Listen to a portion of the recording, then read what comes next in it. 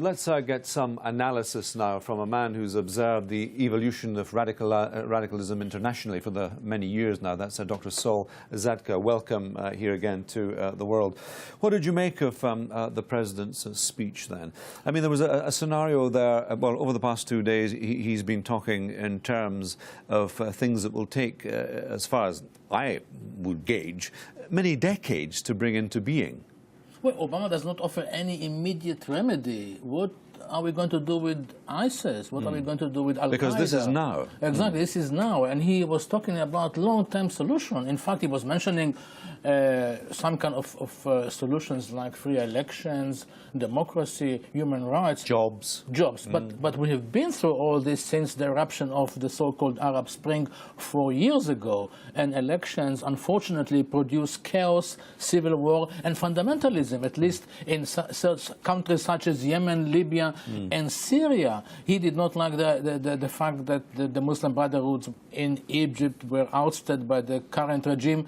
But Obama, not only that he refused to say Muslim radicalism during his 2 speeches to the conference, he did not really lay out the formula of how we can combat fundamentalism in this troubled region. I mean, some Republicans were referring to it as politically correct nonsense. Absolutely. Can you imagine reactions like the one that I'm going to quote now from Rudy Giuliani, the former mayor of New York? He said, I know it's horrible to say, but I don't believe this president loves America. He does not love you, and he does not love me. He was not brought up the way you were brought up, and I was brought up through love of this country. And it has been echoed by other senators like Lindsey Graham, who said that it's very worrying that he does not really recognize the fact that this is a religious war.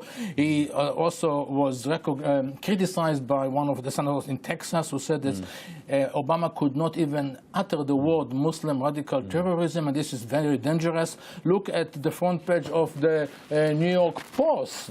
Islamic terror, I just don't see it. And this is how this particular tabloid summed up what Obama was saying to this particular conference. There's a great deal of diplomacy, though, in Obama's approach here, isn't there? I mean, he really wants to keep the Arab states on board within the coalition. That's part and parcel of this. This is why he's saying this, or not saying it, as the case may be. Oh, yes, he wants to, absolutely, yes. Unfortunately, this anti-ISIS coalition is running into some difficulties in recent weeks.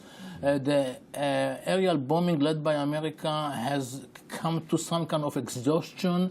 Some Arab countries like Egypt and Jordan showed Obama that there is a better way to deal with ISIS. And in a way, it looks as if the current approach to tackle ISIS in Syria as well as in Iraq, not only that is not successful, it does not include other countries that is not really part of the coalition. And what about trying to tackle them in Libya? In Libya, and when this coalition has been established, Libya was out of the picture. Suddenly there is an emergence of ISIS in Libya with the danger of reaching Europe, at least as far as the Italian coast is concerned, and there is an outcry made by Libya, the recognized Libya, as well as by Egypt to lift the arms embargo against Libya. How dangerous would that be? Yeah, exactly, because we can see a situation that has been witnessed by us last summer in the town of Mosul, when so much of the weapons that has been given to the Iraqi army fell into the hands of ISIS. So this is a call for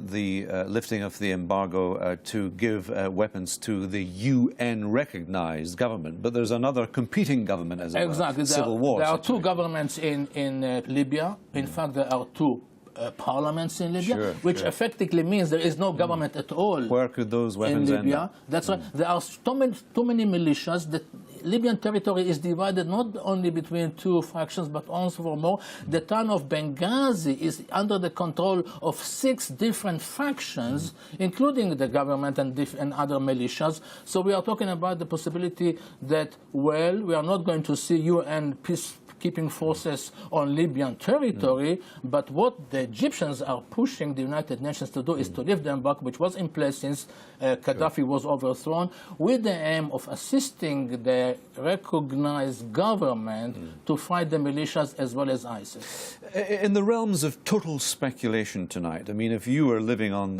the south coast of Italy right now, how worried would you be about the possibility of the so-called Islamic State trying to get in there in some way, whether it be through migrant boat or otherwise? Oh, I would have nightmares. I would not sleep at night, whether I'm in southern Italy or the island of Lampedusa or in Sicily, because even ISIS were saying we are going to infiltrate Europe by planting our people among the refugees who are trying to reach Italian shore. And from Italy, the way to Europe would be wide open. And it must be eminently possible, one would think. Yes, yeah, definitely. Okay, Dr. Saul Zadka, thank you very much again for joining me tonight.